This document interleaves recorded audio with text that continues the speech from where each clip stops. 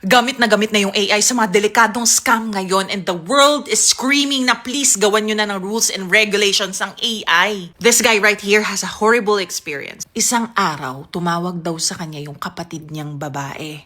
And pagsagot niya ng phone, ang unang bumungad na boses sa kanya ng kapatid niyang babae ay iyak. Iyak na ganito. Please pick me up! Please pick me up! Nagpapanik daw yung boses, panayang iyak. Tinatry niya i-calm yung kapatid niyang babae. Kalma, kalma, kalma. Pero nagpapanik talaga yung boses ng kapatid niya. And kung boses ang pagbabasihan, sure na sure ang lalaking ito na kapatid nga niya yon. And then habang pinapakalma niya yung kapatid niyang panayang iyak, may kumuha ng phone, isang lalaki na nagpakilala sa kanya na parte o miyembro ng isang cartel o sindikato.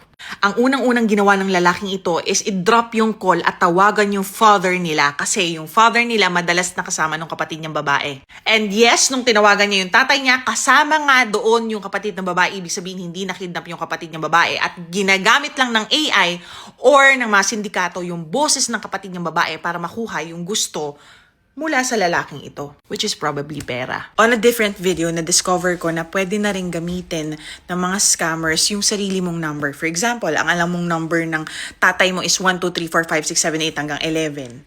So yun na mismo yung ginagamit nilang number pantawag sa'yo.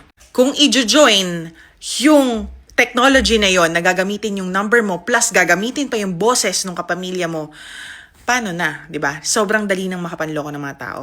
That's why it's important na yung mga pamilya nyo, magkaroon na kayo ng code. Konting duda nyo pa lang kung talagang tatay o anak nyo yung kausap ninyo, or nanay nyo, or sino man na pamilya nyo or asawa ninyo. May code kayo dapat to confirm kung yun talaga yung kausap ninyo. Kasi nga, pwede nang kopyahin ngayon ang number ng kapamilya ninyo at pwede nang kopya ng kanilang mga boses. And dahil sa AI technology, nakita naman natin, pwede na rin i-copy yung kanilang mga face, yung itsura. Sa video call, pwede ka rin maloko. So dapat kapag konting doubt, meron na kayong mga codes na ginawa para sa pamilya ninyo. Share this video to people that you care about now.